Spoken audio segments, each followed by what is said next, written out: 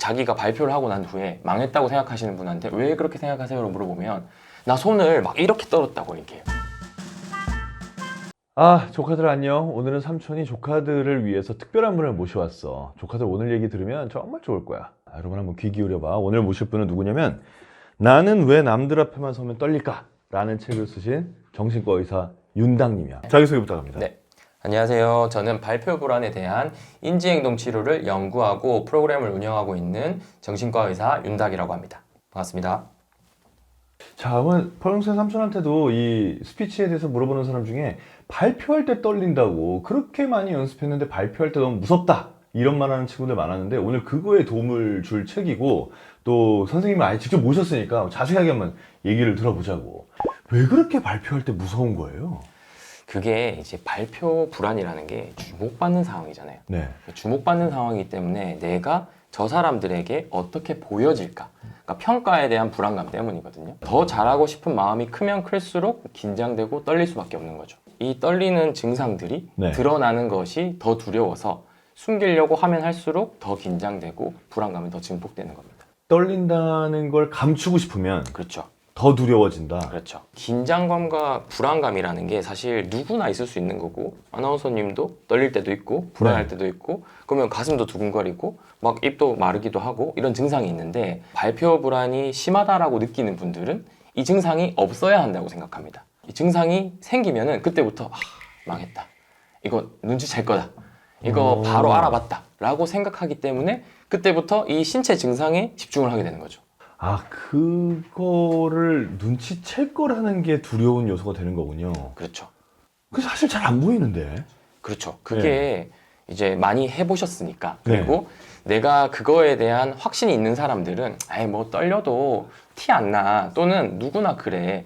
이렇게 되면은 이제 발표가 잘 이루어지게 되거든요. 불안감이 높으신 분들은 자기 스스로에 대한 그 이미지가 있어요. 자기가 발표를 하고 난 후에 망했다고 생각하시는 분한테 왜 그렇게 생각하세요? 라고 물어보면 나 손을 막 이렇게 떨었다고 얘기해요. 네. 발표할 때. 네. 그런데 실제로 우리가 보기에나 영상 속에서는 뭐 한 요 정도 떨었어요.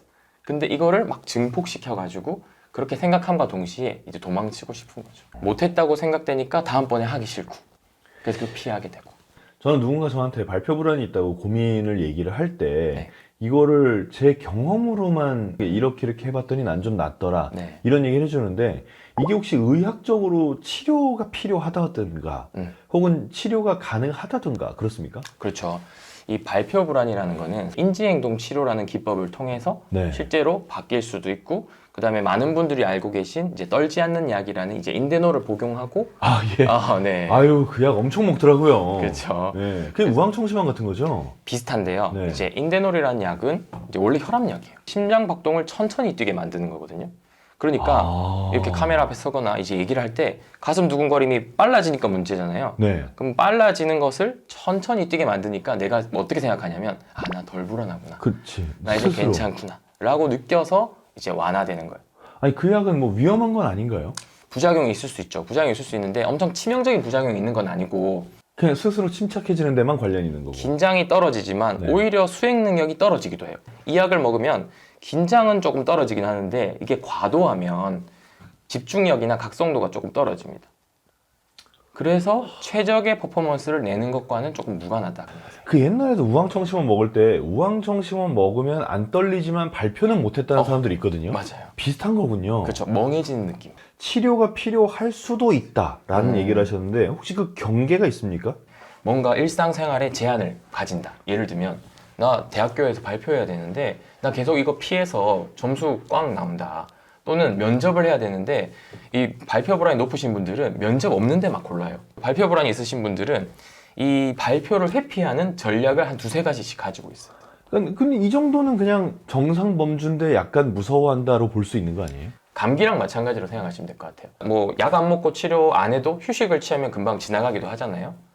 근데 치료를 하면은 5일 아플 거를 이틀 아플 수도 있고 그 다음에 합병증으로 발전하는 것을 막을 수도 있고 치료라는 게 내가 발표 불안 때문에 내 실력을 발휘하지 못하거나 아니면 좀 불편한 게 있거나 그리고 뭔가 삶에서 여러 가지 고려해야 될 것들이 많이 생긴다면 한 번쯤 고려할 수가 있다라는 거예요. 근데 그 일상생활에 제한이 있다 없다도 되게 주관적이어서 맞아요. 그러니까 그거는 사람마다 좀 다르게 받아들일 수 있겠지만 어쨌건 내 생각에 내가 큰 영향을 받는다 네. 라면 치료까지도 고려를 해야 된다는 말씀이시네요. 그러니까 사람들이 착각하는 것 중에 하나가 취업 면접만 통과하면 내가 말할 일이 없을 것이다.